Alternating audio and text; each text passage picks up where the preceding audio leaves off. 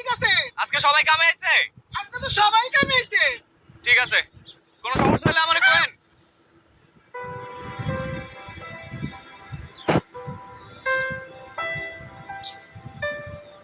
কারা ফুটছে? দেখি দেখি দেখি দেখি।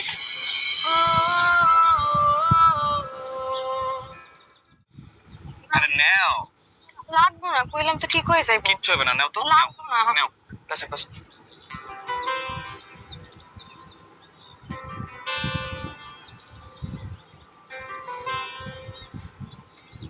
তোমার নাম কি?